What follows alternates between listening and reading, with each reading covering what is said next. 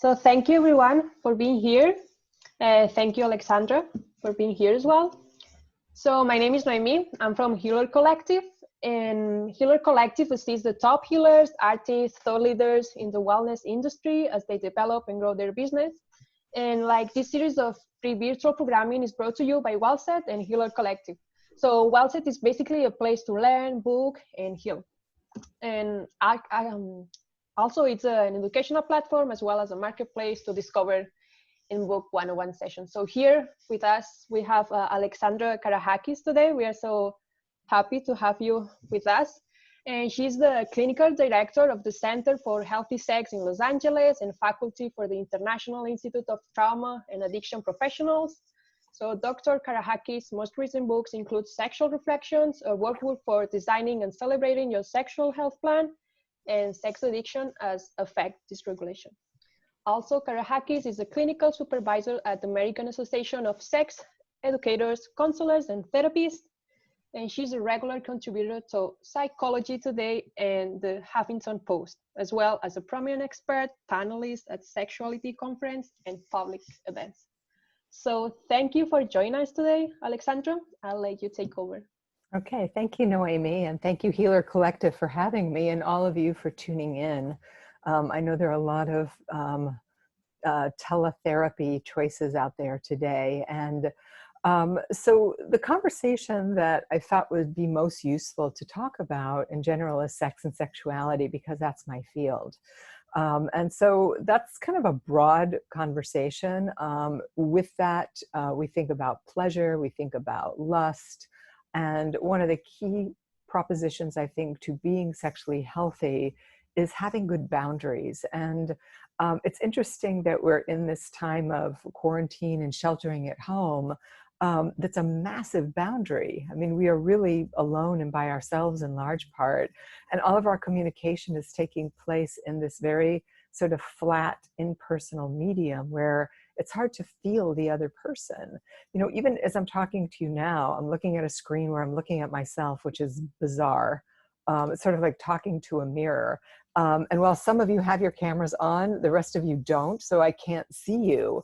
And so how do we make connections, and how do we start to consider what our personal sexuality means to us? And that's one of the things I'm interested in right now, because our culture has gone so far to the extremes, with everything being sexualized and really highly pornographied, if you will. And the distinction I make between that which is pornographic and that which is erotic is this notion of intentionality. And so when I was thinking about pleasure, I looked at Mirror of Intimacy, and we have an entry on pleasure. And Michael Foucault says that what we must work on, it seems to me, is not so much to liberate our desires, but to make ourselves infinitely more susceptible to pleasure.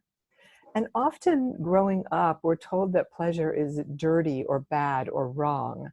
And in many of the renunciate traditions, whether it's in Christianity or Hinduism or Muslim traditions, spiritual traditions are a tradition of renunciation of pleasure, of the body. Even Catholicism, priests are not allowed to marry. And yet, when you look at the tantric practices, most of us think of tantra, we think of, you know, breathing and all-night sex and delayed orgasm, and that can certainly be a part of it in context, but the tantric way is really the way of pleasure, the way that you hold your teacup, the way you prepare your tea, the way that you taste your tea, the way that maybe you cultivate your literal garden when you're paying attention to the beauty of the things that you're growing, or how you spend time with your pet, or the sun shining in on you as you're sitting in a room reading a book. That sort of bodily based pleasure is the basis for sensuality. And so there is a slowness to this. So I'm talking about slow sex, the way that people talk about slow cooking instead of fast food. And pleasure was the daughter of Eros, and Eros was the god of love, and he was married to Psyche, who was his earthly wife. So you think about pleasure, love, and a groundedness in life. And Psyche shares the same roots as the word psychology, which has to do with mind and body, or body and spirit, all combined as one. And so an interpretation of this tale illustrates that pleasure is born from mindfulness, and using and uniting intention.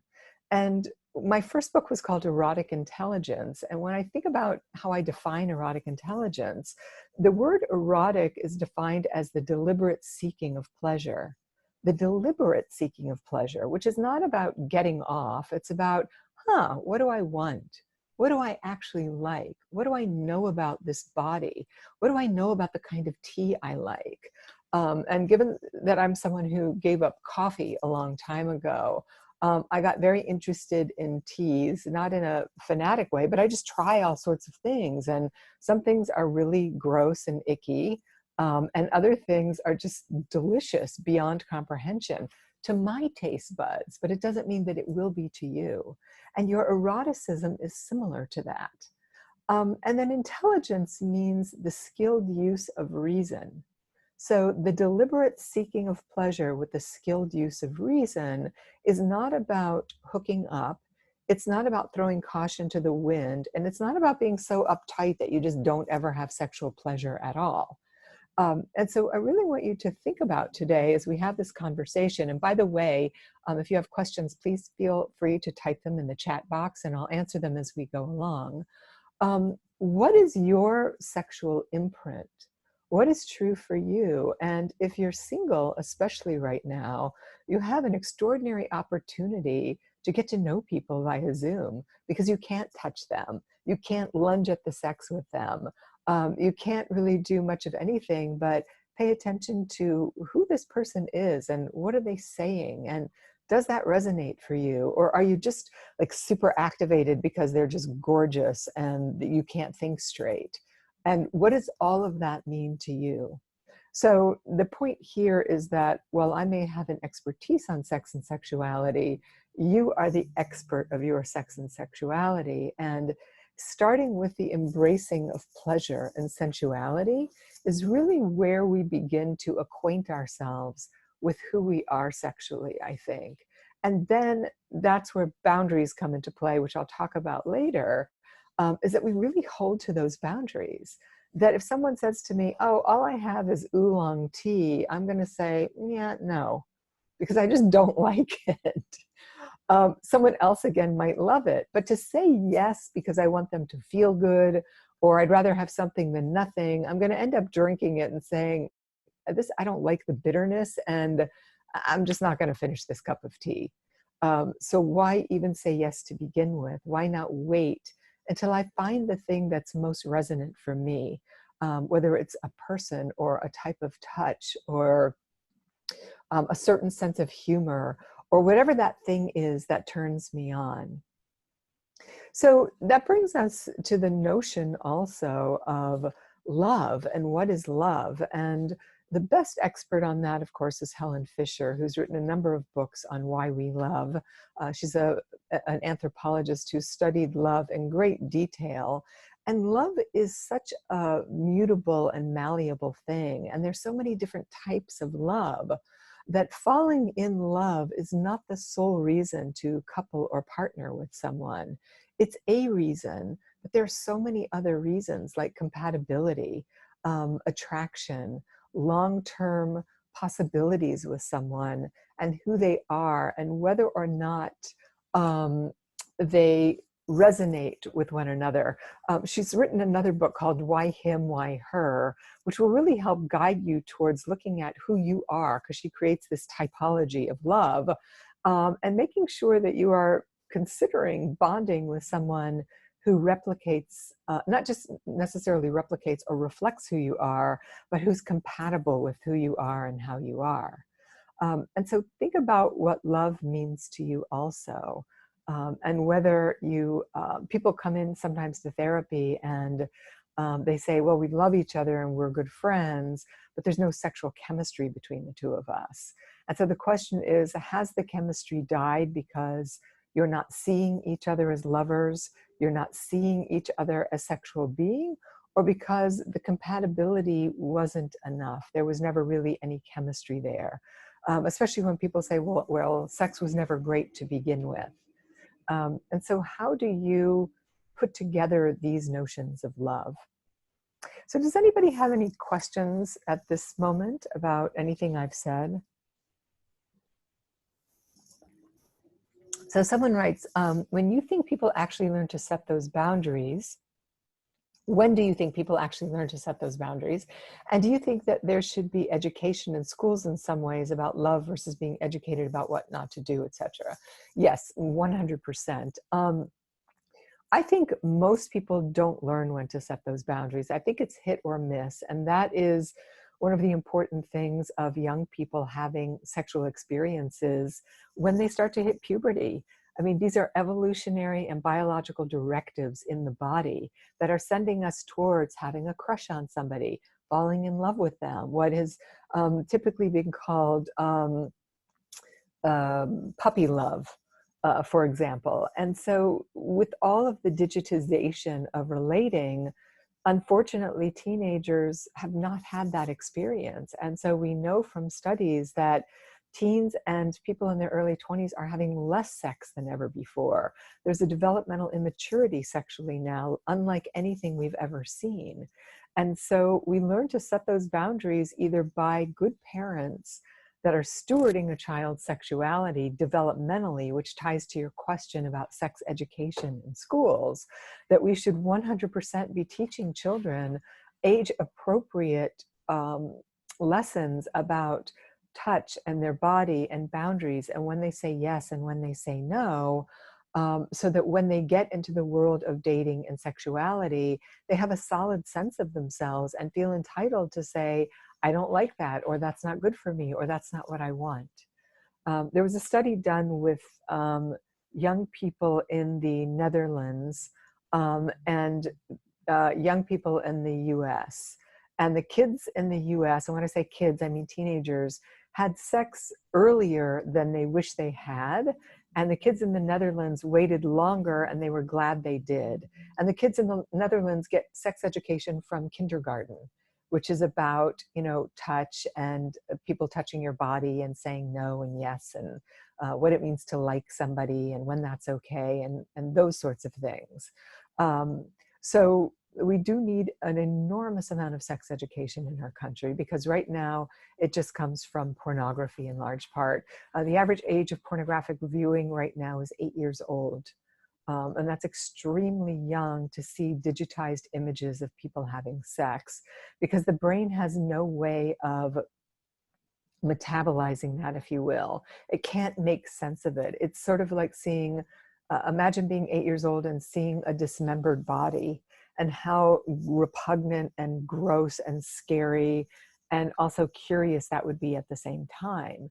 That's the impact of porn on young brains. And then what we see in people who are in their early 20s, especially males, they start to have trouble with erection and sexual performance because their brains have been wired together with these pornographic images. So we have to be very careful about how we are taking care of our children and protecting them when it comes to that. And most Americans can't distinguish love from physical orgasm, and that's true. Orgasm does not equate love. Some of the best orgasms you'll ever have is with yourself. And so really experiencing solo sexuality right now during this time of a pandemic, and being, you know, very careful and mindful, as you should be, about who you're having sexual contact with is crucial.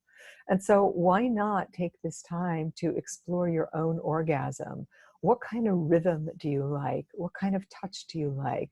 What sort of sexual fantasies do you have that bring you to orgasm? And what about those fantasies are interesting to you? Are you curious about why that? Sometimes people have all sorts of fetishes and they really don't know why or what they're about. Sometimes it doesn't matter. Sometimes they can be tied to early childhood sexual abuse. So being curious about what makes you do what you do is essential for a healthy sexual experience, because our sex lives change from decade to decade. So who you are sexually today is not who you'll be sexually, 5 years from now for sure. So use this time to get curious about Even if you're watching porn and masturbating, why are you watching porn? What kind of porn are you watching? Why that? What would happen if you changed up your repertoire? Is it something that you have to look at in order to masturbate? And if so, are you concerned about that? And if you're not concerned about it, why aren't you? And what is orgasm like with a partner as opposed to an image or a story? And again, this is a deep exploration, one that most of us don't consider because of the vast amount of shame we have about even considering that we're sexual beings, or that we do enjoy masturbation. And I always say, you know, for females, it's important to remember that the sole purpose of the clitoris is pleasure, is orgasm. It doesn't do anything else. It's not a penis that you can urinate through or ejaculate from. You know, it doesn't do anything but one thing, and it's there for our pleasure. But we've been so conditioned to think that touching ourselves down there is wrong or dirty or bad or shameful. So challenge yourself and start to notice the limitations that you have around your sexual pleasure. Maybe even keep a journal and start to write down what you come up against, and maybe what kind of dreams you're having about sex and sexuality. And those are great things to bring into your own personal therapy, or to start to, at the very least, get curious about yourself. So Julie says, can you talk about love addiction due to sexual chemistry versus actual compatibility? Well, for starters, I just did a 40-woman love addiction workshop in April with women from around the world. It's just amazing how much commonality there is in this notion of love addiction. And this Saturday at 7:30 a.m., I'm doing an all-day workshop for male love addicts. And so you're welcome to join me. You can check this out on our website, centerforhealthysex.com. But to answer your question, love addiction is about obsession. It's about preoccupation. It's about living in a fantasy world, which is really a dissociative state that has nothing to do with being grounded in reality. And that's why this sheltering at home situation where you can't go on a date and you're forced to talk to somebody will have you bumping up against the ways in which you might misconstruct someone. So when we're falling in love, we tend to overlook people's flaws. All we see are all the good things about them that we want to see. And the brain is actually predisposed to sort of shuttling away negativity and looking at the positive only. And this process is also a process whereby it brings two people together. It activates the attachment system so that we can fall in love, so we can rear children. And again, if you want to understand more about that, Helen Fisher's book, Why We Love, will clarify that for you. And so that is very different than paying attention to the signs and cues as you go along. So when a love addict meets somebody, they go from meeting them to being wildly in love and picking out the wedding china, if you will. And they miss the cues along the way, that the person doesn't return their phone call in a timely manner, or they forget a date, or they go out together and the person's on their phone the whole time. Or you don't really like their friends, or they don't have any connection with their family. You're constantly ignoring all of the red flags in service of your preoccupation with the fantasy or the potential of who you want them to be. And a person who's not a love addict, who is really paying attention to the compatibility and chemistry, is also watching the oscillations of good and bad along the way. So if the person doesn't call, and they say, oh my God, I'm so sorry. I was supposed to call you at 4 o'clock today, but my cell phone battery died and I was nowhere near a charger. And you hear that and you think, okay, that sounds reasonable. And the next time they say they're going to call, they do call. So it's not a constant excuse for why they're not calling. It was a one-time deal. It happens. Life goes on. You go out or you have a Zoom call with them and you have a really good time. And you see them again, but the next time you're like, yeah, I'm not crazy about their politics. but you know, it's not the end of the world because they're more moderate than not or something like that. And then you meet their sister and you just love their sister, and that's a great sign. But then you meet, you know, their friend and you're like, yeah, they're kind of lukewarm, but you know, the person's not a monster. So you could see, if I were graphing this, there would be an oscillating upward trend towards this person may be a good match for me. Whereas opposed to the love addict who meets someone and boom, we're in love and we're staying in love. And it doesn't matter what happens. That's not really right for me. I'm not going to pay attention to that. So really what I'm doing is I'm seeking an unavailable person because I myself am unavailable. I can't tolerate the intimacy of the confrontation of what happened if you didn't call. Or, you know, I really had a hard time with your brother when he said X, Y, and Z. And now we're in a difficult conversation, but intimacy requires that we learn how to negotiate those kind of conversations so we can come to a clearing and actually get closer to each other, because we're two real people. We're not in some bizarre, you know, fantasy movie. And so Talia's saying, well, what if one is the inverse of this, always checking to see where the holes are?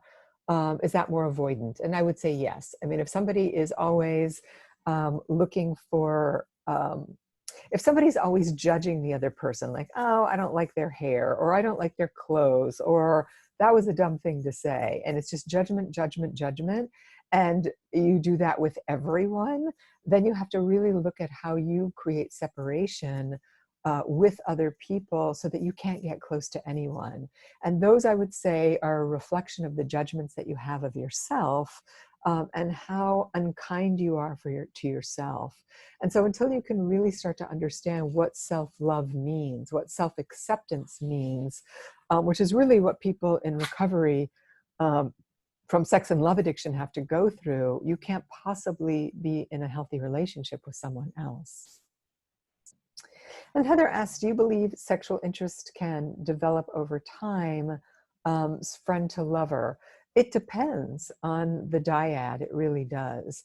There are many people who identify as demisexual who feel like they have to have a friendship before they can fall in love with someone, because they really have to get to know that person and feel safe. And sometimes a deep love can evolve through that process. And with that deep love can come this erotic connection, but it requires that both people get very vulnerable about who they are sexually. And as I said earlier, most people won't even talk about that. They sort of get into bed with each other and they kind of do what they do, and they hope they find their timing with each other. But rarely are there explicit conversations about, you know, the way you want your clitoris touched, or the way you want your penis touched.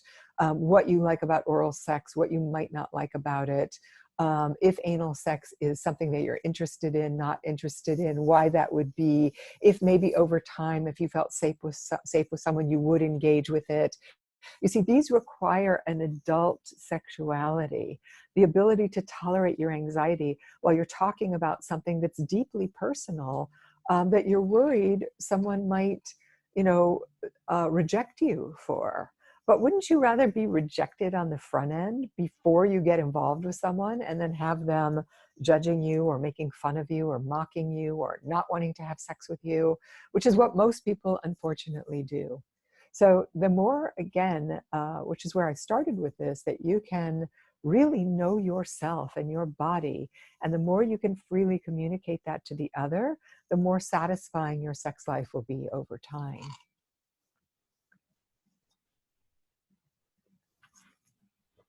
And so Steve says, can a couple of 40+ years who have endured the trauma of betrayal and addiction foster greater compatibility through deliberate steps or action? And I would say yes. And I would say that that is one of the most courageous and life-changing things people can commit to doing at that stage. Because the question really is, and this is where people have to get honest with themselves and stop lying to themselves and lying to their partner. The first question is, do I want to stay in this relationship? And if I do, why am I staying? And am I brave enough to tell you I'm staying because it's comfortable, because it's too much of a hassle to leave, because I love our lifestyle and our friends, because it would be financially ruinous for us to separate, like for all of the unsexy, unromantic, unpolitically correct things to say, can you really look at each other and say, this is the reason I'm staying right now? But what I would like to do is stay because I really want you. Because part of me knows that I don't know what I would do without you after 40 years. Like I have no idea who I would be. And part of me can't stand you after 40 years. Right? And that's honest. And to be able to hold that paradox requires a high level of being centered, a high level of knowing oneself, and really risking that your partner could say, okay, I don't want to be with you because the things you said, you know, are so wounding to me. And we have to say them in a non-wounding way also. It's just a matter of fact. It's sort of like surveying the landscape. It's like if I said to you, there's a lamp in this room and there's a camera behind it and a book and a candle, I'm just naming what is. I'm not saying, oh, that lamp sucks, or I hate that candle, or that book is stupid, right? I'm just naming what is. This is the state of our union right now. And so what are we going to do in order to move towards eroticism? And how are we going to talk about how awkward we feel sexually, and how old our bodies have gotten after 40 years, and how unsexy we feel, or how we don't even know what sex means at this point. You know, when we're 20, or at least when I was 20, and most people, when you're 20, you see someone who's hot and you're ready to have sex with them. You don't have to know them or know anything about them. It doesn't matter. Your body just responds. And those are really the childbearing years when we've got high testosterone, high estrogen, high hormonal proposition in the body that's really pushing us towards procreation and mating. And women reach their sexual prime in their mid to late 30s by design. But when we start to hit our late 40s, 50s, 60s, sex is no longer about this visceral drive. It becomes about something else. It becomes about developing ourselves as adults and asking this 40-year marriage, why do we want to come together sexually? What does that do for us? And can we just start with skin-to-skin contact? Because most people think sex is intercourse or some sort of penetrative sex. And there's so many other ways to have pleasure, which is where I started this conversation, which is, what does pleasure mean to you? How do you cultivate pleasure in your daily life? If I, as a woman, find pleasure by wearing something beautiful or sexy, and my partner's not really that into lingerie because he likes flesh, that shouldn't stop me from wearing something beautifully sexy for me. So I feel sexy so that I'm bringing that energy to my partner.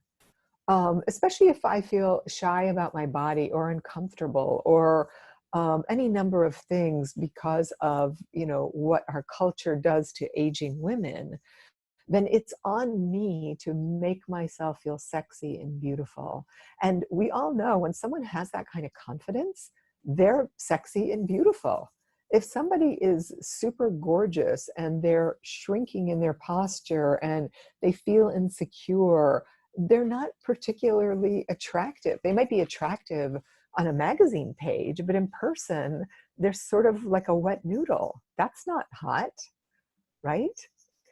So again, this is about both parties being willing to explore their own sexuality, bring it to their partner, and talk about, this is what's arousing to me today. This is what I need. This is what I want. And that requires, you know, an enormous amount of vulnerability. Forget getting naked with each other, just a high level of vulnerability. So you're either up for that task, which is difficult and painful and raw, or you live in this neutral, dead, sexless position, or you divorce. Those are essentially the three options that you have. So you have to pick your pain, because all three of them will be painful. All three of them will create some sort of change, but you have to decide what you want. And Julie asks, do some people eroticize rejection? I think all the time. You know, I think when people are rejected, they go and act out sexually. They go and, you know, have sex at their boyfriend or at their girlfriend. It's sort of the way that people will drink at someone if they're angry at them. And if you know that's what you're doing, and it's a choice that you're making, then just know that there's going to be suffering on the other side of that, because afterwards you're probably going to hate yourself or feel icky. But you've got to determine whether it's worth it or not. When I was in my 30s, I was traveling with my mother and sister in Europe, and the plan was that we were going to be together for a week, and then the second week I was going to take off and kind of go island hopping myself. And the last hotel we landed at, there was a guy there that worked at the pool. It was a small hotel on this beautiful island, and he was super gorgeous and sexy. And my mother and sister left, and I never left. I had an affair with him for a week. He barely spoke English, which was probably one of the best parts of it. But I knew when I made that choice, I thought, you know what, you could go traveling and have a really great trip, or you could stay here and have sex with this guy 24/7, but it's going to be painful when you leave. And sure enough, it was excruciating painful when I left. I didn't want to leave. I missed my flight back to the States. I was a basket case, but I wouldn't have this story to tell had I not done that. And it's one of the most fun memories I have. And there was a price I had to pay for it. And so you've got to weigh out the difference between risk and carelessness, because they're very different things. And also, you have to take care of your own heart. He wasn't going to take care of my heart. No one else was going to. I knew this was going to hurt like hell, and I chose it anyway. And so you have to be discerning also in sex and love. And that, you know, she says, how long did that take to get over? Not very long, I have to say. I mean, it was a week-long affair. And I think the younger we are, the easier it is to get past these things. And of course, I wrote him letters for a while, and he had to have somebody read it who didn't speak English. And it just kind of naturally petered out. And I think that may have been pre-internet, just pre-internet also. So there was no possibility of any kind of, you know, cyber sex to go on as well. And you know, I wasn't going to move to this island and, you know, marry this guy and live a life that wasn't meant for me. Let's just put it that way without judgment. But, you know, that's the thing. We have to really be clear about what's true for ourselves and take risks. And we learn from them also. If we do take a risk and it does hurt us badly, then note to self, right? I can't do that again, or I'm not going to do that again. And that becomes a boundary. And someone asked earlier about these boundaries. I think we start to construct them from experience. Hopefully our mothers and fathers gave us good boundaries, but if they didn't, we have to learn them from trusted others, from therapists, from good friends, from our own experiences about what's okay for us and what isn't. So when it comes to lust, I think it's good to think about that you're not using someone else just for your own ends. And if you are, that it's a mutual usury, you're mutually in agreement about it. And that lust is not something I think we have to get rid of, because lust, first of all, is one of the major circuits in all mammals, originating in the brainstem. And having a lust for life, a lust for food, a lust to get to the beach at this juncture is an important part of our passion and what makes us alive and juicy. And so it's not an eradication of lust. It's really a discernment about how we act on it. You know, if I'm lusting after a pair of $1,000 shoes, I really have to ask myself, if I buy those, what's going to be the consequence to that? Can I really afford them? Will I enjoy them? Am I not going to be able to eat for a week? And if I can't eat for a week, and, you know, again, I'm in my 20s, it may be worth the trade-off for the shoes. At this point in my life, it wouldn't be. So think about what the trade-off is, what the price is you have to pay for your lust and for your desire. And then how do you define desire for yourself, sexual desire? What does that mean for you? What does it feel like? What does it look like? And how do you express your sexual desire when you're feeling it? And we know from studies also that women actually experience desire after arousal. So we don't often desire our partners or desire to have sex, but once we agree to have sex, once we consent, once our bodies start to feel aroused, then we start to desire our partners. And this can be true for exercise also, or any number of things that we don't really desire on the front end, but we do it anyway. And then once we're in the midst of it, we start to feel the desire for it. So know what desire is for you and what your particular cycle is and how it works, so that you're not just overlaying a one-size-fits-all cultural norm on top of yourself. That's the most dangerous thing that we can do, is look at the popular culture, look at what magazines say about orgasm, sex, love, lust, relationships and all of it, and start to use this time, to get very quiet and very well acquainted with who you are, and notice your judgments about it. And there's also a paradox in this, because when you say, I won't do these things, or I don't like these things, is that really your truth and a boundary? Or is that a limitation you've set up because you're really actually scared to try it? So if we go to this question from V, who says, if a man enjoys anal sex with a woman, giving it and possibly receiving it, oh, there's no question there. Oh, there it is, the rest of it. Does that mean he may prefer being with a man? And I would say no. That's a 100% no answer.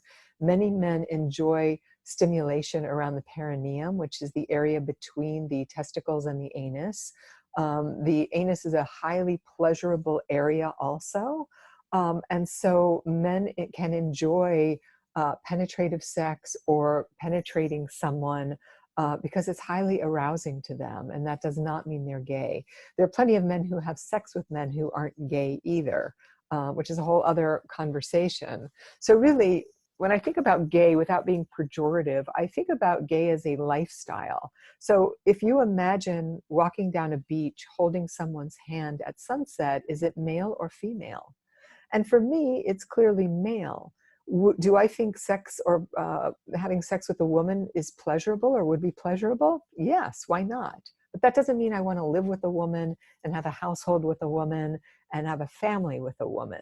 But pleasure is pleasure.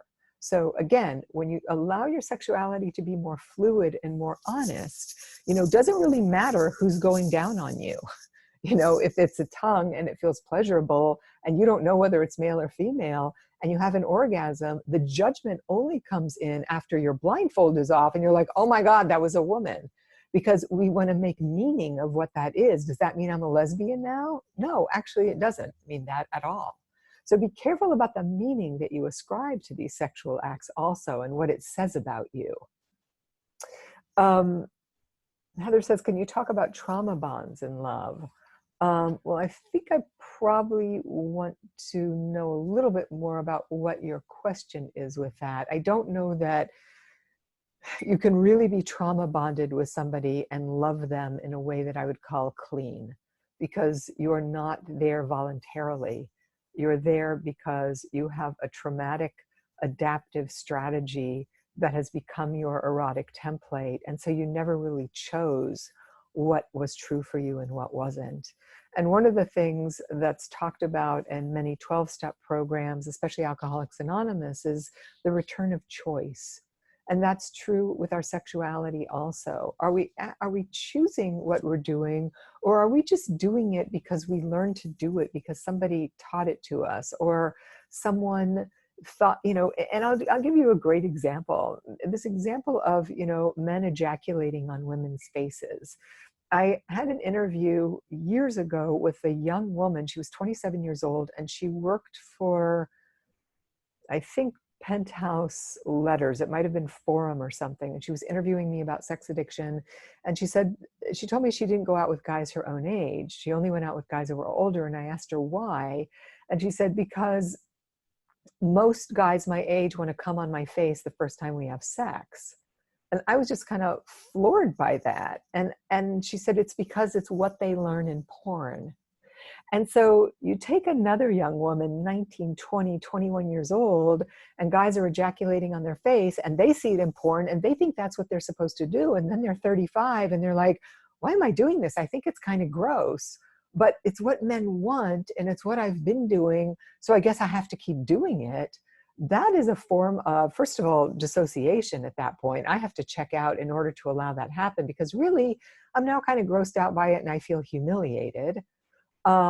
And I never chose it. I just did it because I thought that's what I was supposed to do. Now, if you're into it and you think it's arousing and that deal is, exciting for you, then it's okay. It's not shameful at all.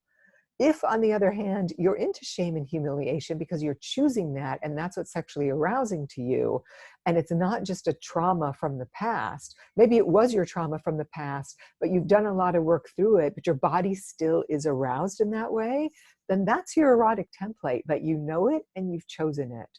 And so my invitation and my challenge is really to wake up, to be present, to be the arbiter of your own sexuality.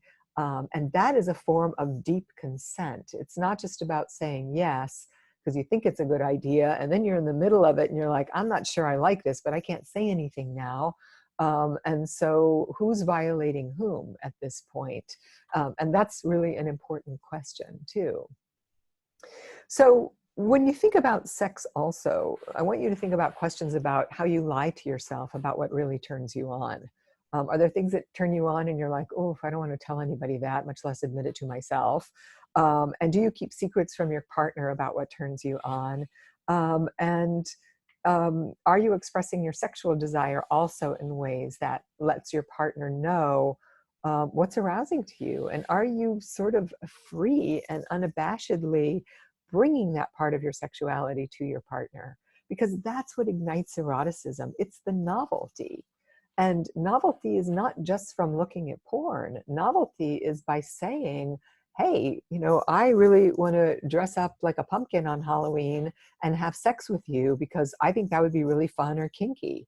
And your partner or you might say, oh, that's a little weird. I've never had sex with a pumpkin. Or, you might have judgments about it because it makes you squeamish or uncomfortable. But get curious about why your partner thinks that would be fun or funny or exciting. And maybe you will find it arousing also because your partner's finding it arousing. So be open-minded, be clear, and be adventurous with your sexuality. So when it comes to boundaries, boundaries are physical in the way that this forum creates a physical boundary.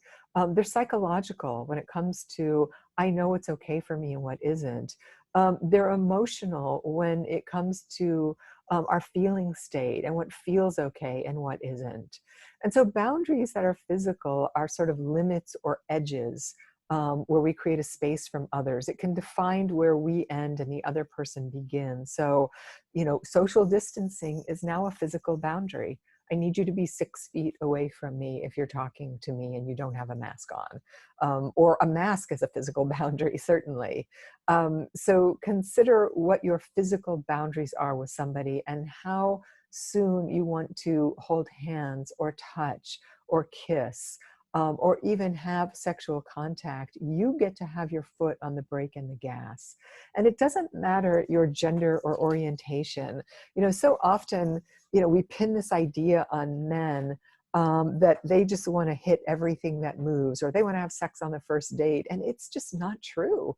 I mean, so many men really want to have a relationship before they're sexual. It makes their anxiety goes down so that they don't lose their erection.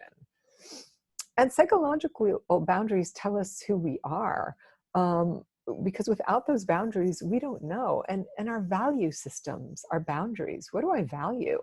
What has meaning to me? What's important to me? And they, and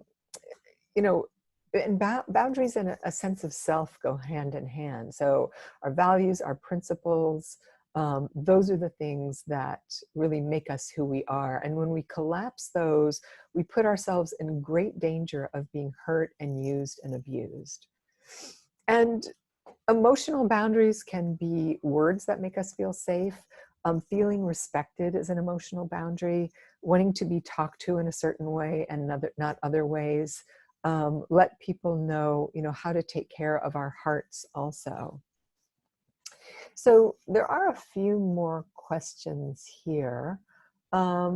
Speak on religious shame around masturbation and first steps to heal towards healthy sexuality. Well, I think the first thing people have to do is they have to deconstruct the religious messages and the religious shame, because a lot of people and a lot of religions have historically used shame to control people. I mean, it really is a way to control the masses. And people that are spiritual don't have that kind of shame. And there is a distinct religion. There's a saying also, and I think some of the 12-step rooms, that religion is for people who believe in hell, and spirituality is for people who have been to hell. And people who have been to hell and have recovered themselves from that hell of their trauma become profoundly spiritual. And we're seeing this reflected in our world today, that we are all profoundly connected. There's no getting out of it. You destroy the ocean, you destroy yourself. You destroy the earth, you're destroying your own habitat. If I get sick, you get sick, or you get your grandmother sick. It's irrefutable that we're connected in this way. And so finding a spirituality and bringing that into your sexuality is one of the most extraordinary experiences we can have. But when religion is binding us in shame, when it's all about what's dirty, what's bad, what's wrong, how we are fundamentally flawed and wrong, there's no way to have a healthy sexuality. So oftentimes that does have to get worked out in therapy, where you start to free yourself from the shackles. And one of the beautiful things I've seen about this is that our religions from our childhood can be deeply poisonous, but when we start to unpack the lies and the poison, we can actually come back to that religion if we choose to, and really start to see the spiritual underpinnings in all religions. I mean, all of the perennial philosophies are pointing to the absolute same truths. And so those truths are not dual. They're not dualistic. There's no separation between you and the most magnificent presence in the world. And when we embrace that, and when we embrace our bodies, because we're given bodies and we're given pleasure in our bodies, that's when we can start to flourish sexually. And let's see, Steve says, this was extraordinary as always, thank you. What a font of wisdom and insight. Thanks is inadequate, stay safe and healthy. Thank you, Steve. And Shona says, how would you suggest changing your erotic template if you're uncomfortable about things you may have done or allowed as a younger consenting adult? Well, that's a great question. Thank you for asking that. So we are incredibly adaptable creatures, and our brains are super automatic. And so we become like hamsters on a wheel in becoming habituated. And certainly addiction shows us this, that addictions are really habits gone awry. And so intervening on those habits takes a Herculean event sometimes. So you have to be willing to stop the fantasies that are historical. And you've got to be willing to slow down your sexuality. And it may start with yourself by learning to masturbate with no images in your head, by simply connecting with the pleasure and the sensation in your body and your breath. And doing that very, very slowly. And finding ways to, there are plenty of people who, are sex coaches, tantric teachers that are legitimate, that point to this kind of self-pleasuring without fantasy, without any kind of erotic activation in the brain, is where you would start. So what I would call just a simple, healthy sexuality before you start to move into more erotic and these kind of spiritual places. Although you could have a spiritual experience masturbating just to your own physical pleasure, your physical sensation, your physical breath. And so it's very important to breathe, especially for women, during sex, because breathing innervates the pelvic region, which is filled with capillaries, and without oxygen, you won't orgasm. If you're holding your breath while you're having sex and it's all here, you can forget having an orgasm. You've got to breathe deeply into the belly and innervate that pelvic area so that you're relaxing, because orgasm is a muscle spasm. So you've got to give up control, and you've got to allow for that breath to take place. So of course, in Northern California, you have Margot Anand, who really brought the neo-tantric teachings to the West. Her book is called Sexual Magic. And for those of you that were, is that the right name of her book? I might have that wrong. So Noemi, you might want to look that up on Amazon and put the link here, but I'll put her name in the chat box. And then Wendy Maltz wrote Your Sexual Healing Journey. And for people who are victims of child sexual abuse, Wendy's book is really beautiful for helping you start to reintegrate sexuality in a very, very gentle way. And our tendency is that we just want to lunge at the sex because our bodies get aroused and the physical body is saying yes. But that doesn't mean that emotionally and psychologically we're caught up to it. In fact, women lubricate during rape as a self-protective mechanism. That's a biologically encoded mechanism to protect us from great damage. Imagine being raped by someone and not lubricating. How absolutely extraordinarily painful that would be. So lubrication is not a green light to have sex if you're an abuse survivor. It means slow down. And is my emotional body able to stay present, or my emotions and my psyche present and congruent with what the physical body is doing? Also, right now, Dawn Cartwright is a tantric teacher here in Santa Monica, and she has a lot of online practices going on right now. She is a neo-tantric teacher who's really brought the teachings from the East to the West in ways that are highly understandable and digestible. And it really is all about you. And in fact, Dawn has a beautiful saying. She says, it takes two to tango, but it only takes one to tantra. So I would encourage you to join her forums online. And it may just be dawncartwright.com, but all of these people are the art of sexual ecstasy. Thank you. So yes, you can find her there. And my guess is she probably has some sort of programs in Northern California too. Okay, so any other questions as we start to wind this up?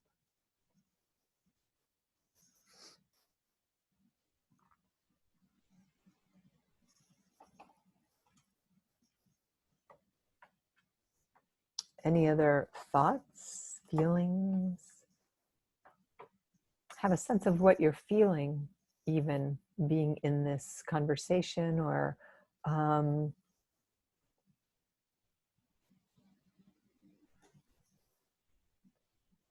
so Talia says gratitude, thank you. But I'm just curious what you're noticing in your bodies as you're hearing this. I notice I don't enjoy touching myself, but I like doing Kegel exercises. Would that be a trauma issue? It could be. I don't know your history or story. Kegel exercises are easy to do because you're not touching yourself, but can you just start to touch your own hands, V? Can you touch your skin and see what that feels like? Can you rub lotion on your body every day? And if you do it every day, can you slow it down and notice it as opposed to just kind of slapping it on and going about your business? So start to notice the small ways that you can start to touch yourself. And Sherry, no, you're not too old, and opening doors for yourself, that's for sure. It's never too late. I don't think it's ever too late to find a partner who's willing, and especially in maturity, who's willing to take things slowly, who's willing to engage in these very, very small practices of presence. Because sex and sexuality become a mindfulness practice, a way of gazing into each other's eyes, of holding each other, of breathing together, because that's what starts to build an erotic charge as we age also, because it's not just that instant dopamine hit. It takes much slower to kindle that flame. And with that can come a deep, deep connection also. Someone said, I often feel jealous over little things when it comes to my romantic partners, even if they were to give some type of attention. We've talked of opening up the relationship, though. How can I move through these feelings of jealousy, as I don't want to hold my partner back from these experiences? Well, jealousy really ties to inadequacy. And so you have to look at your own inadequacy and how you judge yourself, because the truth is there's only one of you. And if somebody doesn't want you, then they don't want you. And there's nothing in the world you can do to hold them to that. And you can cry and kick and scream and, even do more egregious things than that. But that's not going to make anybody not leave you. And that level of deep rejection, if it's that deep, really goes historically. And so that's incumbent upon you to take a look at that in your own personal therapy. And so when you really are at a place of self-acceptance, where for me, if somebody wants to be with someone who's, 5'3" with blonde hair and blue eyes, then they're just not going to find me sexually attractive. And there's nothing I can do about that, nor do I care, because I'm not going to contort myself to be something other than I am. People around me who love me and want to be with me either do or they don't. And if they don't, I have to be okay with that and not make it about me. I mean, you don't ever know what's really going on with somebody else anyway. And Kristen says, I have noticed I have trouble touching my partner, but I don't have trouble embracing my kids. I think I'm broken. I think that is probably a very curious conclusion to jump to. So you have to be curious about why you don't like touching your partner and what it would mean for you to tell your partner that, and to start to touch your partner and say, can we start to make time to just touch each other so I can notice what happens for me when I touch your arm or I touch your back? Because in that are some avoidant structures in your own narcissism and your own fears, we could call it fears, or your own repulsion about intimacy and closeness. And so challenging yourself with, why am I so put off?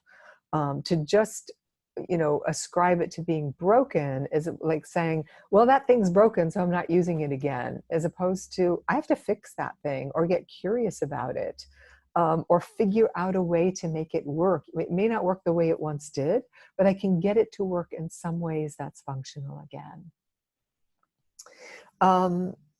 So Julie's saying she feels inspired and excited for this decade of exploration. Great. I'm so happy to hear that. Do erotic templates need to overlap between partners for sexuality to be healthy? Not necessarily, but I do think they have to be shared. So if my template is that I want to wear white dresses all the time and be a bride, and yours is that you're into blood sports and really dark stuff, then we have to figure out how these fantasies are going to overlap with each other, or how we can make them work together so they're not just mutually exclusive. So I can only be with someone who's a knight in shining armor, and you have to be with someone who is the equivalent of Elvira. How do we kind of meld those two together and play in this field of the erotic? Because the erotic exists in the mind.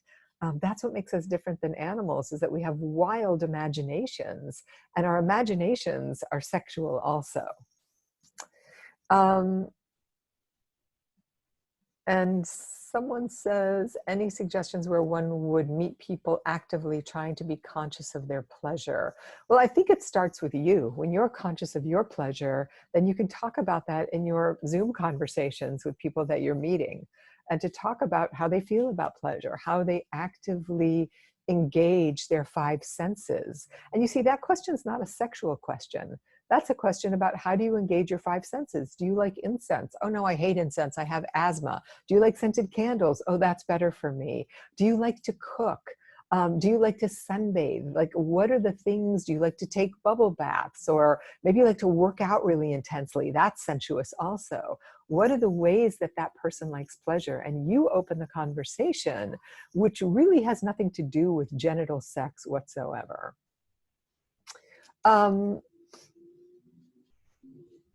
So good. So I'm glad you had that experience, Shona. She said she was nervous to ask the question, but asking the question was an act of vulnerability. And then you start to have the experience of, oh, it's okay to be vulnerable. Let's see. Oh, thank you, Pam, and thank you for organizing this. And someone's saying, do you think feeling the spark is important in relationship or feeling supported, content enough? I think it's both.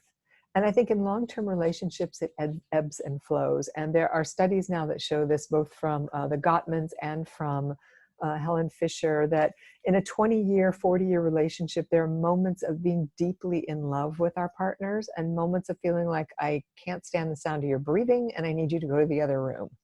And that is the reality of being in a day in, day out, long-term relationship with someone. It's silly to think that it's always going to be this ecstatic, fabulous thing for the rest of our lives. That's the stuff of fantasy and love addiction. And nor is it okay or appropriate to think, yeah, at some point, 15, 20 years, it just becomes sexless and that's just the way it is. Because that is a form of deprivation and throwing in the towel and quitting, essentially. As opposed to there are moments of wholeness, moments of beauty, moments of excitation, moments of great sex, and moments of ordinary sex. And all of it is okay because life is fluid and life is that way. You don't have just a great day every day, nor do you have just horrible days every day. There are a whole bunch of days in the middle, and then there are peak experiences. So again, see if you can live in the gray areas and in the oscillations of your own system and really always bring it back to yourself and what you're bringing to yourself, to your partner, and to your family, your children, and to the world. All right. Well, I really appreciate how robust this conversation was and how engaged all of you are. And so I hope today that you spend the day in pleasure, whatever it is you're doing, whether you're typing a boring email or having a cup of tea that you always have. See if you can really savor the moment, the pleasure of the day, the gratitude and the beauty for what is, because this too shall change. All right, thank you all, and thank you again, the collective, for having me today. I really appreciate it. If you want to write to me, you can find me, Alex, at centerforhealthysex.com. Our website is centerforhealthysex.com, and you can talk to an intake counselor at 310-843-9902.